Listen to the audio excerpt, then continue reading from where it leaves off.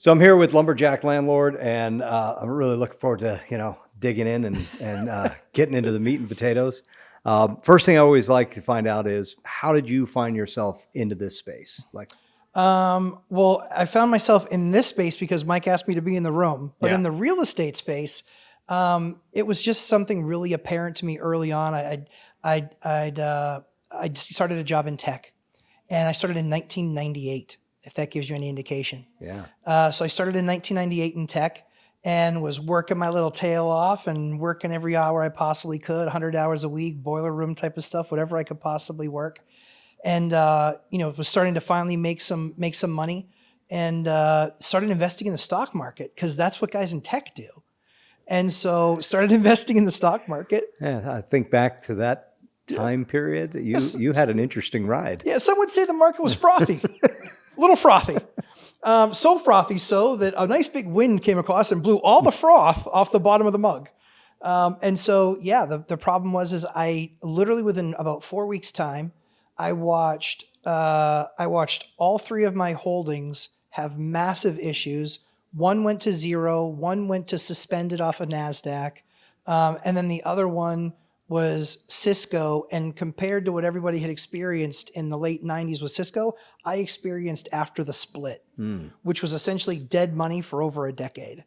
And so while the money didn't disappear, I found the magic way to turn a sizable portfolio. I found a magic way to reduce it by 80% by not doing anything. So when I watched my money literally evaporate, I just said, yeah, I got to do something different, because I felt like I wasn't in any of the rooms where the decisions were made that I could actually impact those dollars. And it certainly wasn't going to be for decades of time. And so if it was somebody else could do something better than me, I was working my tail off in my job. I wasn't going to have the time to read charts or take advice or, vet advice. And so I just said, I need to do something where, what is there out there that I can invest money in that just appreciates slowly, but most importantly will create me an income, some sort of an annuity.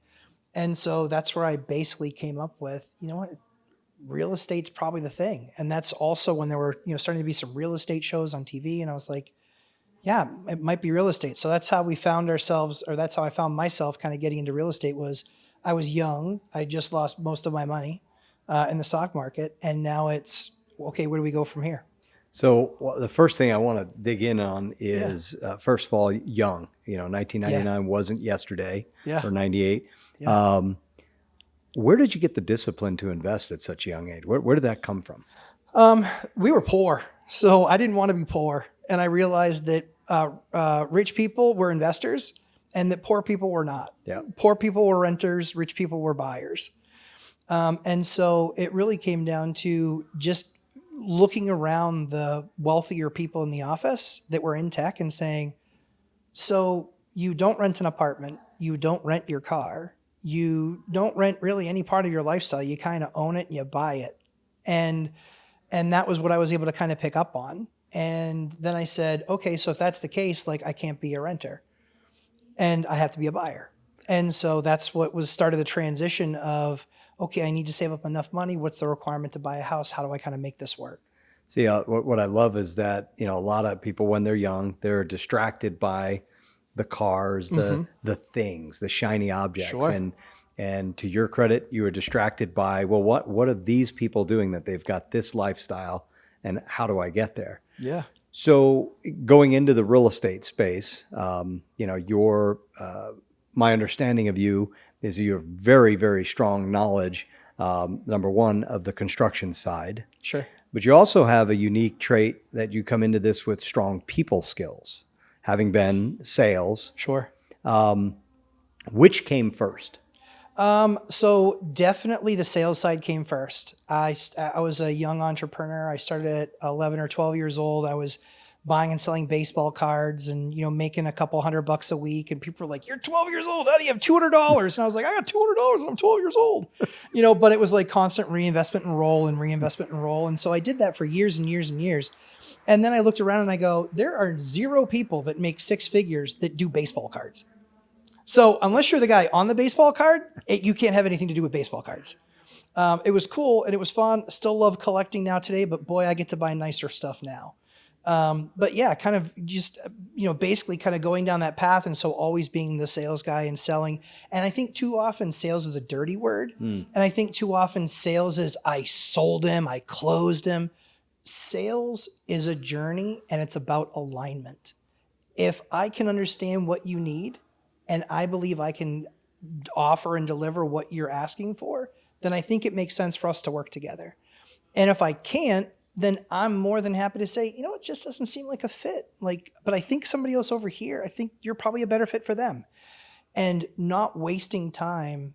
I was number one in every sales organization I was in. Some were global where I was, number one out of 1,000. Some were smaller. I was number one out of 20. But the thing that was consistent for all of them was people buy from people. And I was the first one to cut a prospect go if I didn't think it was a good fit for us. And too often guys have forecast rats where they just let them hang around in the forecast. Just like, you don't understand, but this, that, and the other. And it's like, dude, you got a better chance of scoring a touchdown for the Patriots this Sunday than you do ever doing a deal with that customer. Well, I think one of the natural inclinations then would be your ability to qualify. Yes. Sure. That skill, that translates into everything as far as real estate goes. Qualify opportunities.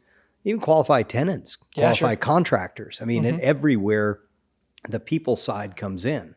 Yeah. So, all right, now we're going to switch over to your expertise on the contracting side and knowing how to navigate those waters. Because a lot of people go in and they want to do flips or, even ground up, whatever. They're going to lot split and they're going to build. But they have absolutely no idea on the other side of this. And you don't have to be a swing a hammer and nails guy. Yeah. But you do have to know how the game is played. You do. Make no bones about it. Yeah. It's a game with a lot of hidden line items. Yeah. So how did you discover that? Gold-plated nails? Are those the ones you're talking about? You're like, that's really interesting. I didn't realize we were using antique nails here because these seem very expensive. And I think that that's one of the lazy things that people do is they're just like, well, they're the expert. It's like they might be the expert, but what they really are an expert at is making a living. Mm-hmm. And so I don't begrudge anybody making a living, but I have an idea. Why don't I buy all the materials? You tell me, I'll pay you for your time to put together a list of the materials that you need. And I'm more than happy to try and source those materials on my own. That way you're not my bank. You don't have to carry any of my money, any of my costs. I'm more than happy to pay for that. And I will make sure that they are all there ready for you day one on the job. So I can take all of the management headache around materials and what they are and did they get there and are they on time and are they the right ones. I'll take all of that out of the equation for you. What I'm going to hire you to do is show up and do what you're great at, which is you're a craftsman. You're there to do the work and get the work done. See, what I love about that approach is that there's a lot of contractors, and I'm not slamming contractors. Not at all. I mean, they're tremendous. I've got a lot of great friends, a lot of great business associates that we collaborate on projects together. But a lot of them will hide big money in every one of those little materials that you just mentioned. Now, it's not a lot individually. No. But it's Death a by little bit. cuts. Yeah, exactly. Yes, sir. Yes. So I would imagine then that your contractors appreciate the fact they don't have to lay out the capital. Nope. They don't have to take the time to source everything. Yep. They just got to get the crews out there and manage the job being done. Yes, absolutely. What that also enables them to do is focus on what they're really good at, which is making sure that they have good quality people that are good quality craftsmen that are doing good quality work. And so I take all the guesswork out of it for them. And what's really nice about this is if you take that part of it over, and we even tell them, to prepare the quote for me, I'm paying you for your time. Mm-hmm. I'm happy to pay you for your time to do that. And everyone's like, well, I just want a free quote. Well, okay, you're getting a free, really expensive quote because it's going to be in that price, I promise. Yeah. So we value people's time. We value the opportunity that they're giving us to work with them. But we do want to set some ground rules and say, we want you to be profitable, but we want you to be profitable on the value that you're adding to the deal, not because you're a good shopper. And all due respect, you're not shopping. You're calling up on your lumber contract and you're calling your lumber yard or you're calling your supplier and you're saying, this is all the stuff I need. I know from personal experience that sometimes it's more expensive in one place and sometimes it's more expensive in another. And when you're buying tens of thousands or hundreds of thousands of dollars worth of materials, it's very easy to save 10% on something. And so when we look at the equation of, hey, I might have, like we're doing a project right now, it's a small project for most developers, but for us and for a rehab crew, it's decent size, about $1 million rehab budget. So this rehab budget, we're rehabbing a jail. Well, Wow. yeah, fun stuff we do up in there in New Hampshire. We had a vacant police station jail, and I'm like, why don't I buy that and make that housing? That's a good idea. And then they're like, do you want to keep the jail cells? I was like, why wouldn't I want to keep the jail cells? So we're actually turning that into an indoor playground for kids where parents and grandparents can bring their kids and they can go let them play. And we actually have a luncheon area in the jail cells with a drop down table so they can have fun. And our goal is to deliver that to the community for less than $10 because you can't do anything for less than $10. That's true. But the idea is the only way that you can get to being able to offer something like that is you have to, watch all the dollars going in and out of the business. And that just comes down to I'm willing to spend the 3 or 4 hours shopping in 4 or 5 different distributors to try and get the best price I can on a given thing. And that's when you really know that you own the business. So I want to kind of turn this next question to an audience of somebody that's inexperienced. Sure. Okay. What you just explained to me absolutely makes 100% sense. But now I'm going to take off I'm an experienced guy and I'm an inexperienced guy hat is on. All right. So I'm looking at my first deal. Mm-hmm. You tell me I got to source all these things. Sure. All right. Where do I start? Yeah. What would you say a hex head is? Yeah, exactly. Yeah, exactly. Yeah. And I think so that's part of the learning curve. And I think but part of that learning curve is you find yourself. So in our course, that's some of the things that we teach. Okay. And so one of the things that I recognize is that very often in the landlord space, everybody's got a course to teach how to buy a property. And they have all these 9,000 different ways to buy a property. Yeah. That's awesome. But here's literally my naming of my course is, oh shit, I'm a landlord, now what?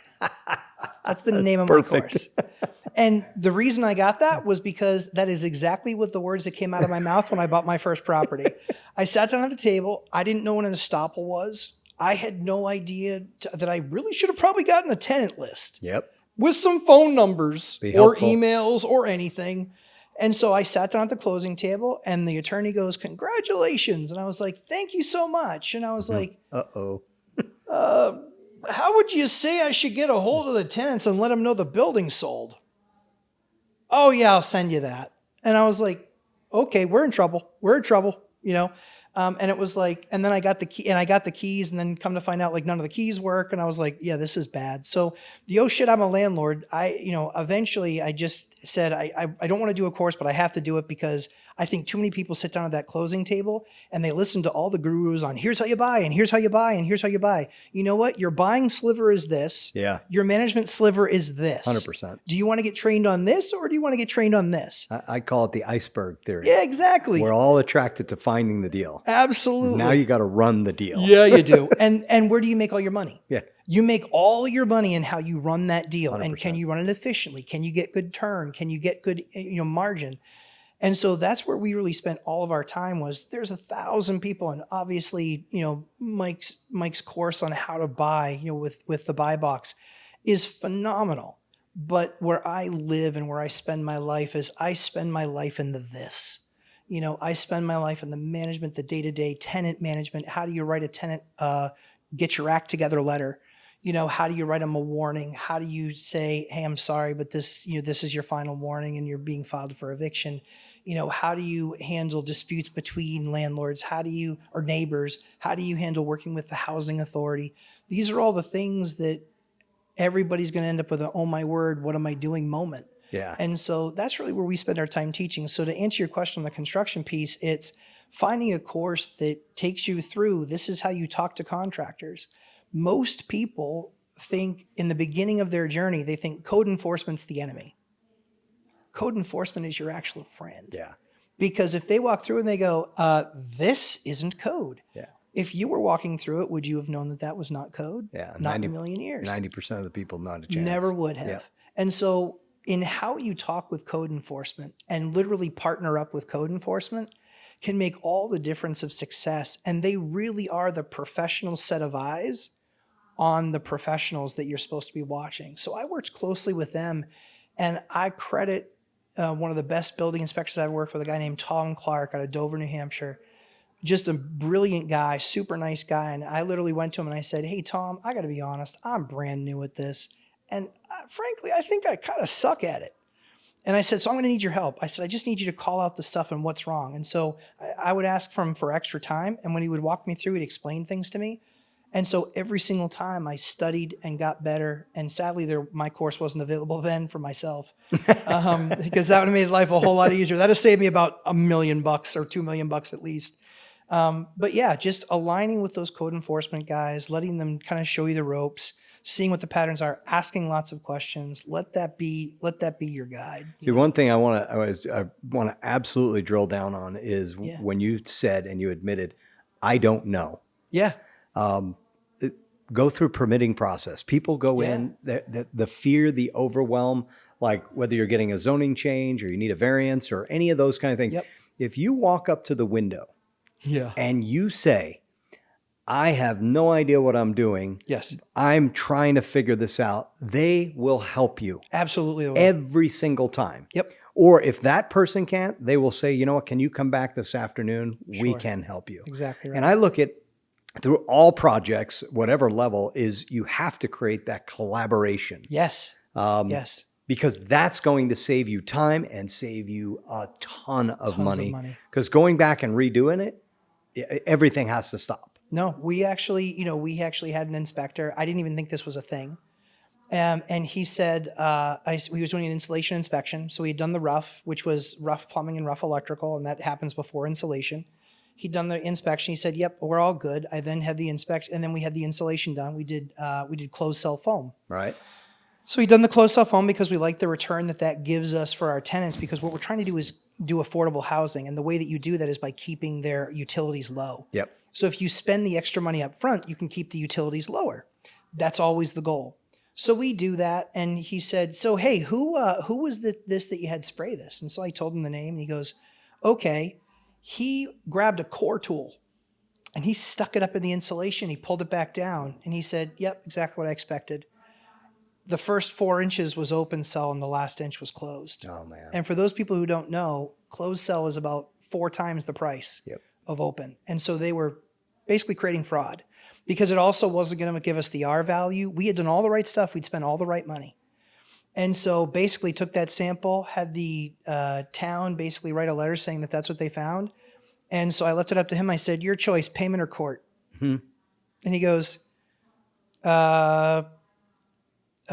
appreciate the opportunity to work with you, and we look forward to working with you on the next one, period. So they chose not going to court, and they basically just gave me the job for free. Yeah. And it's one of those sad things, but that was a really early on in the process learning curve where I never would have guessed to core tool something. And he did, because he knew who the name was and he took care of it.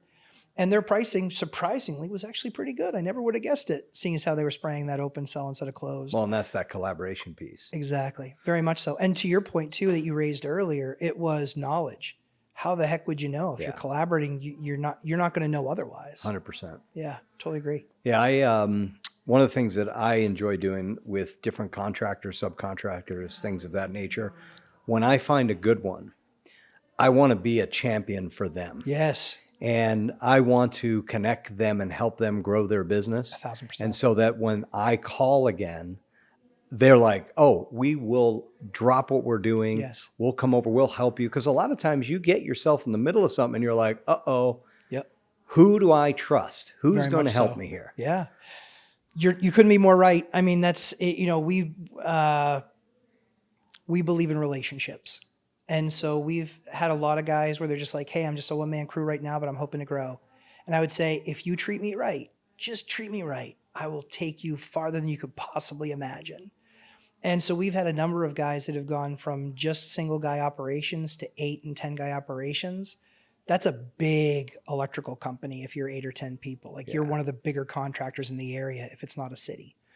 And so we've been thrilled to do that. We've actually watched a couple of those guys be able to sell their companies and get nice exits, that they became millionaires, and they never would have been millionaires otherwise. So you're exactly right. It's, if they're going to treat you right, you need to treat them right. And what do they need? They need customers to grow their business. 100%. So we were a cabinet companies. We literally had a record of like 31-1 of people that bought after we talked to them. And he was just like, I only send you my big expensive customers. And I was like, well, send me whoever. Like, there's no limit. I'll keep on doing calls for you. But we've helped a lot of people grow their business that way. And to your point, you're exactly right. They will show up anytime we need them. And then they wind up sending you deals yeah, they because do. they're going to stumble across. Yep. We got one from an electrician. He goes, I was just in this place. It's an absolute fire hazard. And I was like, why are you calling me? And he goes, you need to buy this place. And I go, I want to buy a fire hazard. And he goes, I'm telling you, just call the guy, talk to him. And so, and so we call him and, and we talk to the guy and he's just like, yeah, I consider selling the place. I go, I hear you have an electrical problem. And he goes, yeah, it's going to be pretty expensive, like $15,000 to do this rewire. And he goes, we really just don't have it. And I said, and he's like, we're way over budget, blah, blah, blah. And I said, all right. So we end up working out a deal. And I said to the electrical contractor, I called him back. I said, hey, really appreciate that. Yeah, I got the deal. We're on PNS. We'll close in a few weeks. He goes, man, that's awesome. Congratulations. And I said, that's all you. I really appreciate it. And I said, so I'm going to need you to do a quote because I need to bid it out with a couple of other electricians. He goes, are you serious? I go, no, I'm not serious. Of course I'm messing with you. Of course. I go, be gentle, but you can have the job. And he goes, all right. He goes, yeah, I'll start you up in 3 weeks. That's awesome. That's how it went. But it's, those relationships create so much. I mean, I've gotten a deal from an insulation guy, but it's the blessing of you just treat people like they're people, novel experience, treat people like people should be treated. And it pays off, And so we've housed a lot of their employees, because we rent out units and they're like, hey, I got a guy that needs a place. I was like, tell you what, I'll cut the price on this one and I'll even give it to you just so you can get that good worker in. That's awesome. So it's really great relationships. Yeah. So a couple of my takeaways just from this conversation. Yeah. Number one, the people skills, that never goes away. No, right? It can't. Too many people spend time on every other thing instead of all deals, all opportunities come through people. You're right. And you need people around you at every step of the way. The other thing is the details, which I commend you for going into that space as more of a people person because it's easy for spreadsheet people to manage the details. Sure. But it is critical because that's where the real profitability comes in. Is are you on top of every line item, every checkpoint? You don't have to be insane about it, but you have to know the details. And the one thing I've learned, I'm great at reading numbers, reading reports, evaluating. I'm terrible at putting them together. Yeah. I always hire somebody for that. That is an absolute must in my world. Yeah. The other thing that I'll talk about on just this recap is I appreciate how genuine you are. Oh, I appreciate that. I mean, you are you. Only person I know how to be. Yeah, well, you're good at it. So thank you.